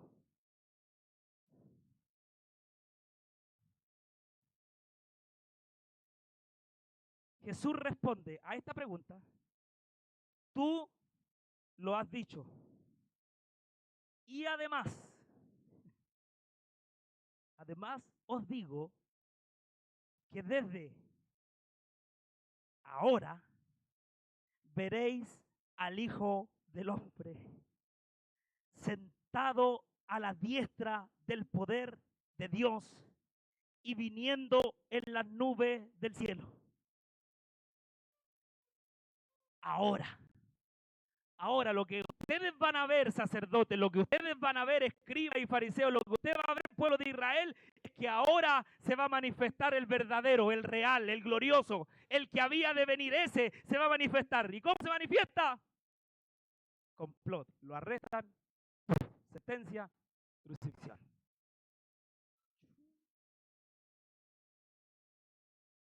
¿Qué pasó entonces con el sumo sacerdote? Murió. El que teníamos la esperanza. Y aquí quiero entregarle esto pequeño, hermanos míos, una pequeña bendición. Había un problema legal aquí. Lo vamos a analizar un poco. Porque según las propias leyes de la Biblia, Jesús no podía ser nuestro sumo sacerdote. No podía ser nuestro sumo sacerdote. ¿Sabe por qué? Porque tenía que tener una condición genealógica. La Biblia dice que para ser rey de Israel tenía que venir de la tribu de Judá. Cosa que Jesús la cumplía. Él podía ser rey. Pero para ser sumo sacerdote tenía que venir de la tribu de Leví. Y Jesús no venía de la tribu de Leví. Entonces las dudas de los israelitas eran dudas convincentes. ¿Por qué él habla como sacerdote si no tiene la genealogía? O sea, no está facultado genealógicamente para ser nuestro sumo sacerdote. ¿De qué está hablando? ¿Por qué actúa como sumo sacerdote? ¿Quién le dio la autoridad a este? Ya lo podemos aceptar como rey, como Mesías, ya, porque cumple, viene de la tribu de Judá, viene. Pero como sumo sacerdote, esto era ilegal. De hecho, si esto no se cumplía, arriesgaba muerte la persona. No podía ser, esto no era intransable, hermanos míos. Bueno, algunos lo sabían, otros no, y yo me gocé cuando lo supe. Pero, ¿se acuerdan de Melquisedec? ¿Se acuerda? ¿Se acuerda, mi hermano? ¿Se acuerda de Melquisedec? Ese que estábamos en el Génesis viéndolo. Gloria al Señor para siempre. La Biblia va a decir, y usted se va a trasladar al libro de Hebreos,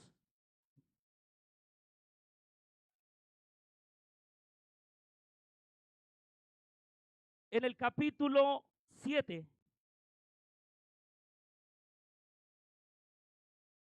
versículo 3.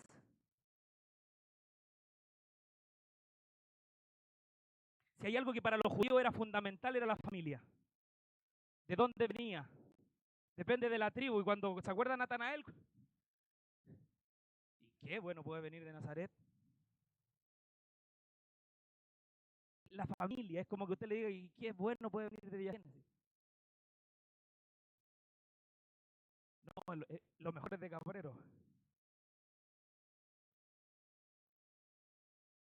¿Entiende usted a lo que se refiere? Entonces los hombres se miraban según su genealogía, según sus lugares de residencia, de origen y quién eran sus padres familiares.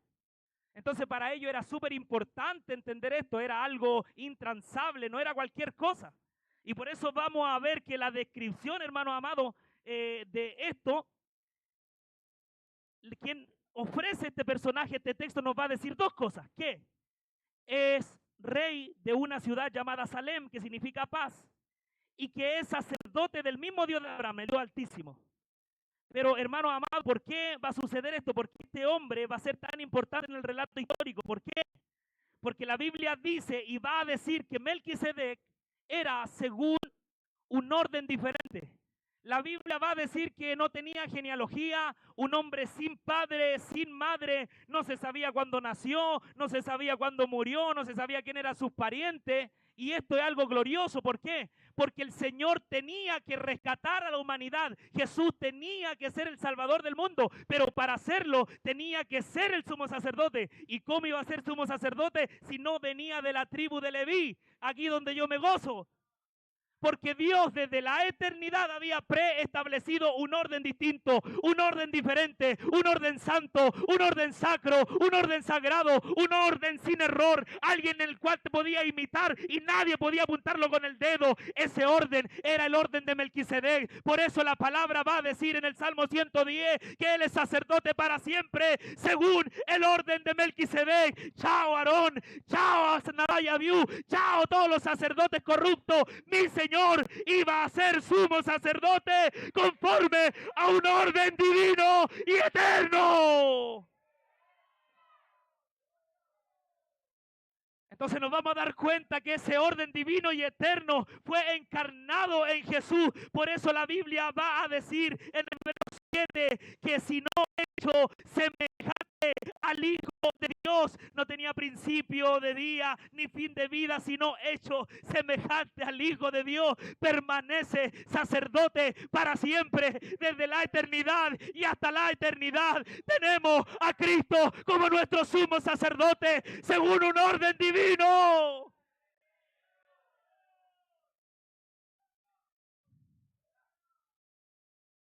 Hebreos 2:17 también lo explica muy bien. Me gustaría leerle la Nueva Traducción Viviente. Dice, por lo tanto, era necesario que en todo sentido Él se hiciera semejante a nosotros, sus hermanos, para que fuera nuestro sumo sacerdote, fiel y misericordioso delante de Dios. Entonces podría ofrecer un sacrificio que quitaría los pecados del pueblo. No era Abraham, no era Isaac, no era David, no era ninguno de ellos. Nadie cumplió el patrón real. Nadie pudo hacer lo que Jesús pudo hacer. Él mismo, siendo el rey, no estimó ser igual a Dios como a cosa que aferrarse. Filipenses capítulo 2 va a decir, sino que viniendo a esta tierra en una forma servicial, en forma humana, vino a servir para nosotros, poder darnos esta libertad. Por eso cuando la Escritura habla de este sacrificio, aparte de ser rey, aparte de ser sumo sacerdote, Él mismo iba a hacer el sacrificio por los pecados. Ay, no hay nadie mejor que mi Señor Jesús para poder hacer todo eso. Porque al hombre yo lo puedo apuntar. Todos los pecados de los hombres están aquí escritos. Todas sus equivocaciones. Pero mi Dios es santo. Mi Dios es santo. Como lo dijo el salmista. Santo, es santo, es santo.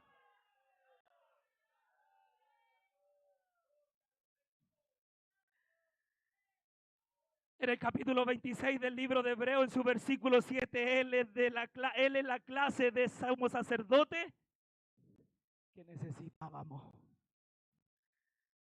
El mundo entero, todas las edades clamando por un sumo sacerdote perfecto, no llegaba. Qué glorioso el tiempo que vivimos hoy nosotros, hermanos amados. Porque por este sumo sacerdote, por este sacrificio, hoy nosotros tenemos una entrada amplia. Aquí adentro estaba el lugar santo y más adentro estaba el lugar santísimo. La Biblia va a decir que los sacerdotes sacerdotes trabajaban en este lugar, aquí se movían, aquí en el altar, en el lavacro, ellos encendían los candeleros, hacían todo lo que tenían que hacer. Al lugar santo llegaban los sacerdotes, pero al lugar santísimo solamente entraba el sumo sacerdote, el elegido de Dios. Y la Biblia va a decir que todos los sumos sacerdotes de esta tierra se equivocaron, pero Jesús no solo fue el rey y sacerdote, sino que él mismo fue el sacrificio, llevó el sacrificio a la cruz, él mismo hizo el sacrificio, entró al lugar santísimo y traspasó los cielos con un sacrificio único, permanente y eterno.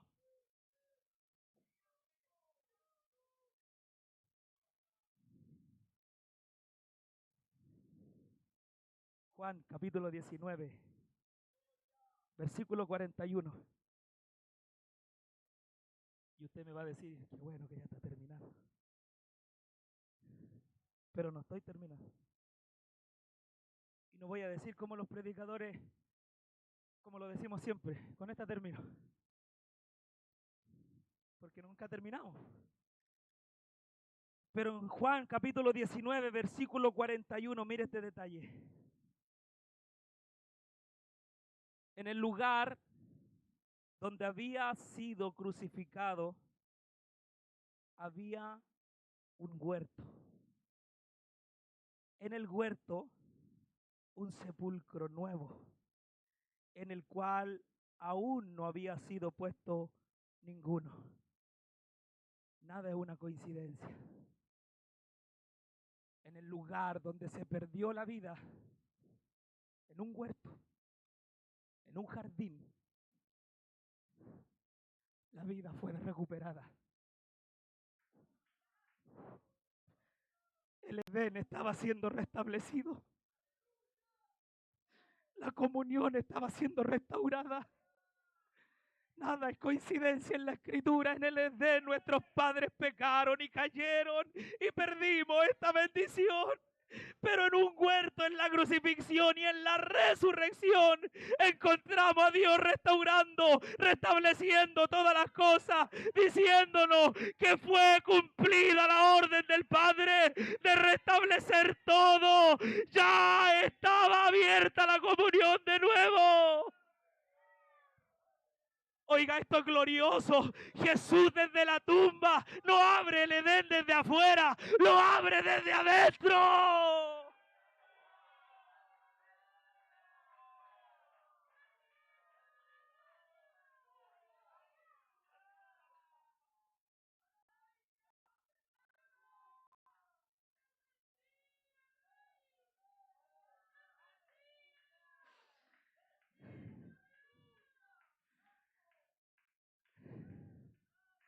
Por eso Juan capítulo 20, versículo 15, vamos a encontrar a una mujer que se acerca a la tumba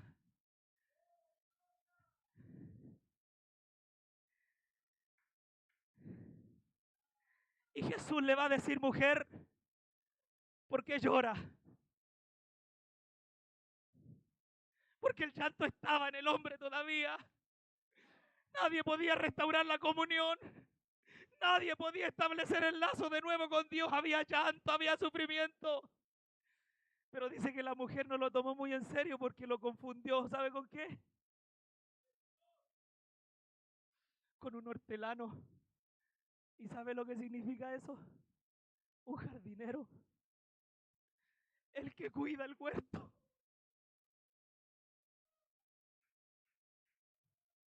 No, esa mujer no estaba confundiéndose, hermano mío. Esa mujer no estaba viendo visiones. Esa mujer estaba viendo la gloria de Dios. El cuidador eterno del huerto había resucitado.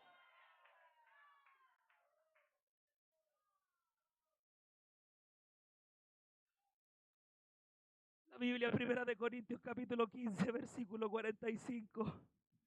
Así también está escrito: fue hecho el primer hombre, Adán, alma viviente, y el postrer Adán, Cristo, espíritu vivificante. Nada es coincidencia, mi Padre lo tenía todo diseñado. No quedará para siempre caído el justo. Algo tenía que suceder. Toda la Biblia va a relatar lo que Dios había preparado para el hombre. Y lo lindo que eso no termina ahí. Y con esto sí voy a terminar. Porque la Biblia va a decir que por tanto, en Hebreos 4, capítulo 4, versículos 14 y 15, teniendo un gran sumo sacerdote que traspasó los cielos, Jesús, el Hijo de Dios, no tengamos nuestra profesión, retengamos nuestra profesión, porque no tenemos un sumo sacerdote que no pueda compadecerse de nuestras debilidades, sino uno que fue tentado en todo según nuestra semejanza, pero sin pecado. Él no entiende un sumo sacerdote que entiende, un sumo sacerdote que sabe su llanto, sabe su dolor, entiende su sufrimiento, entiende lo que cuesta, entiende cuántas veces venimos a medio morir saltando a adorar a Dios, lo entiende, Él lo vivió, Él pasó el descrédito, el vituperio, el azote, la persecución. Por eso Él se compadece de nosotros, porque yo sé lo que vives, hermano, yo sé lo que vives, hermana, pero tranquilo, hermano mío, tranquilo, hermana mía, llegará un momento en que todo volverá a ser como en el principio. Y ahora Jesús dijo que no nos dejaría huérfanos, que enviaría al otro consolador, al Espíritu de verdad. Él nos iba a guiar a toda verdad y a toda justicia. Y en Pentecostés, en Hechos capítulo 2, cuando viene el Espíritu Santo de Dios sobre la vida de los hombres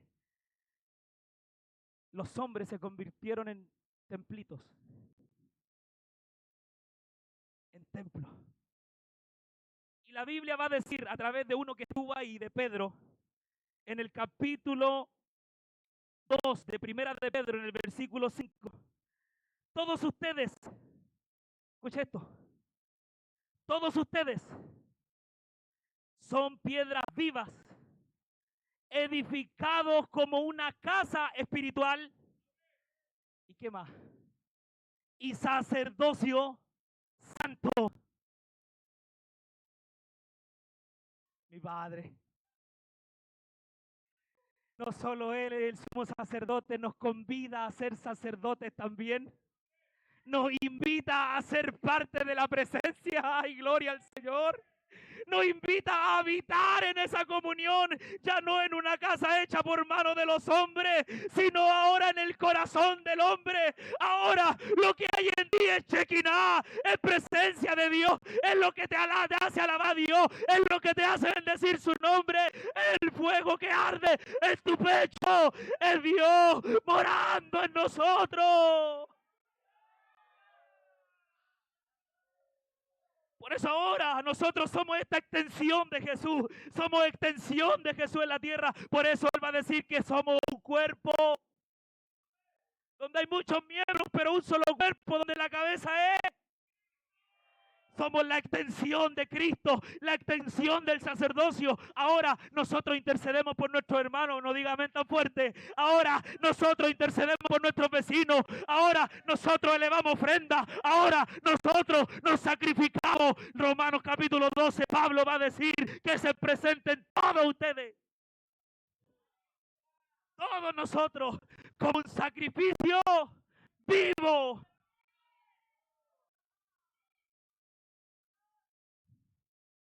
Bendito sea el Señor. Apocalipsis 1:6. Y póngase de pie por mientras.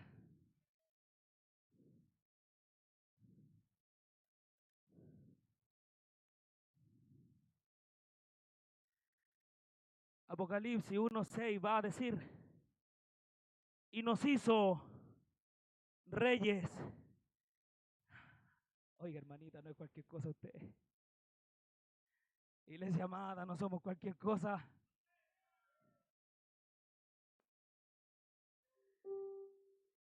y nos hizo reyes y sacerdotes para Dios, su Padre. A Él sea gloria e imperio por los siglos de los siglos. Amén. Usted avanza al capítulo 5, al versículo 10, se va a encontrar con lo siguiente. Y nos ha hecho para nuestro Dios reyes y sacerdotes. Y se añade, y reinaremos sobre la tierra. Después se va al capítulo 22. Y mire lo que dice el capítulo 22. Después me mostró un río limpio de agua de vida, resplandeciente como cristal, que salía del trono de Dios y del Cordero. En medio de la calle de la ciudad y a uno y otro lado del río estaba el árbol de la vida, que produce 12 frutos, dando cada mes su fruto, y las hojas del árbol eran para la sanidad de las naciones. Y no habrá más maldición, y el trono de Dios y del Cordero estará en ella, y sus siervos le servirán. ¿Se acuerdan lo que hacía el sacerdote? Servían. Yo voy a estar ahí, porque ahora puedo hacerlo. Ahora a través de Cristo yo puedo estar ahí. La Biblia iba a decir que por cuanto todos pecaron estábamos destituidos de la gloria de Dios.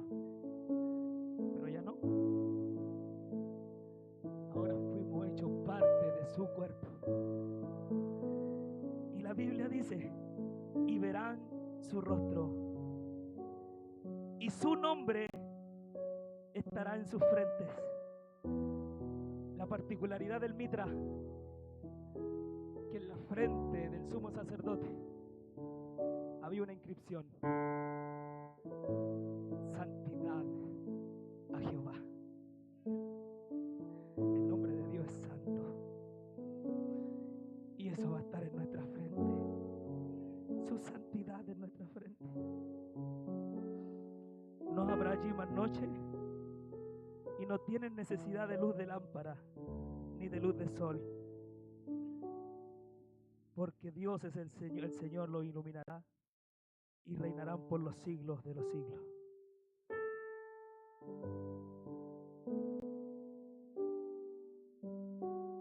Cuando analizamos esto, hermanos, y nos damos cuenta del tremendo sacrificio de nuestro Dios, y que todo apuntaba al Señor Jesús, Cristo, el sumo sacerdote, a mí no me resta más que darle gracias al Señor. Hermano, si esto a lo mejor te hizo entender un poquito más el sacerdocio, te invito a ser parte de eso. Tu vida, tu día a día, tu culto racional no es simple una alabanza en un templo. Somos la extensión de Jesús en la tierra. Caminamos como Él, miramos como Él, vivimos como Él, amamos como Él. Sirvamos a este Dios como piedras vivas, para que un día podamos estar en la presencia del Señor y podamos decirle: gracias, Jesús. Yo pensé que estaba todo perdido.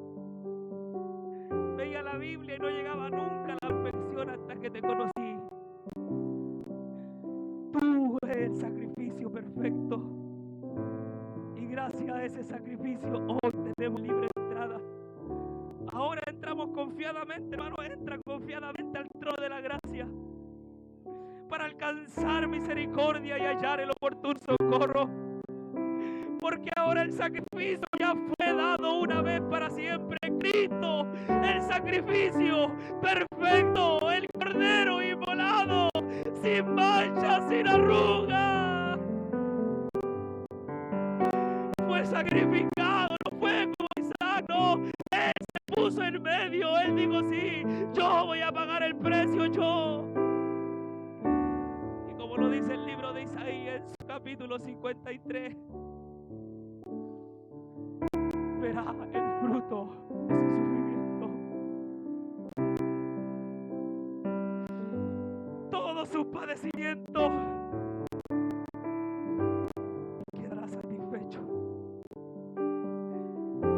ese sacrificio. Escúchame, ex drogadicto, ex violador, ex alcohólico, escúchame, ex ladrón, ex ladrona, escúchame, ex pecador. Por ese sacrificio, hoy yo tengo salvación y vida eterna. ¿Cuántos pueden darle palmas de alabanza, Señor? Si son para Él, puede dársela fuerte, hermano mío. Cristo, nuestro sumo sacerdote,